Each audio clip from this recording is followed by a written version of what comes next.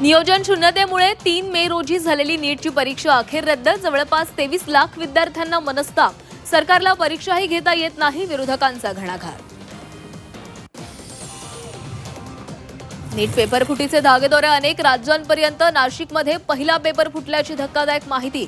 संशयित शुभम खैरनार सीबीआयच्या जाळ्यात. 15 लाखात पेपर विकल्याची माहिती. सुनील तटकरे शरद पवारांना भेटल्यानं राजकीय चर्चांना उधाण. भेटीमागे कुठलाही राजकीय हेतू नाही. पवारांच्या प्रकृतीची विचारपूस करण्यासाठी भेट. सिल्वर ओकवरच्या भेटीनंतर तटकरेंचं स्पष्टीकरण. प्रफुल्ल पटेल आणि सुनील तटकरेंना राष्ट्रवादीच्या कार्यकारिणीमध्ये स्थान. मात्र दोघांच्या जबाबदारीचा उल्लेख नाही. राष्ट्रवादीकडून सारवासारव करण्याचा प्रयत्न. पंतप्रधान मोदींचं आवाहन म्हणजे इंधन दरवाढीची पूर्वतयारी. राज ठाकरेंचा हल्लाबोल. तर राष्ट्रहिताच्या मुद्द्यावर चर्चेसाठी सर्वपक्षीय बैठक बोलवावी, शरद पवारांचा सल्ला.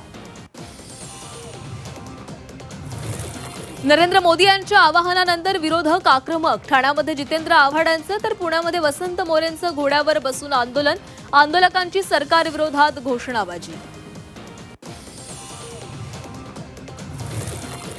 रुपाली चाकणकरांना ईडीचं समन्स. शिवनिका ट्रस्ट व्यवहार प्रकरणी समन्स बजावल्याची सूत्रांची माहिती.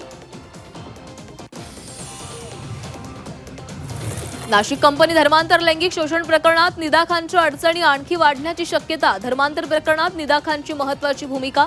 राष्ट्रीय महिला आयोगाच्या अहवालामध्ये ठपका. सीबीआय पथकाने संशयित आरोपी शुभम खैरनारचा घेतला ताबा. सीबीआय पथक शुभमला घेऊन दिल्लीला जाणार. पेपरफुटी प्रकरणी शुभम खैरनार संशयित आरोपी.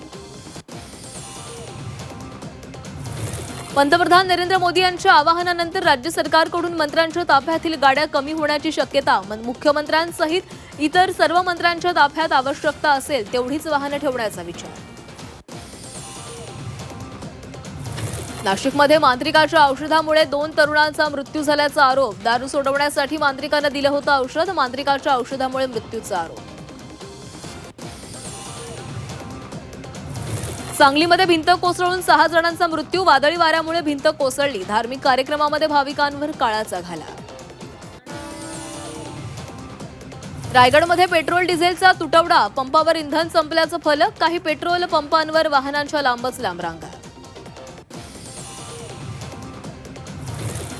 अकोला महापालिकेच्या सभेमध्ये औरंगजेब संभाजीनगर नावावरून वाद. काँग्रेस नगरसेवकाच्या वक्तव्यावर आक्षेप. शहर सुधार आघाडीच्या नगरसेविकेचा घोषणाबाजी.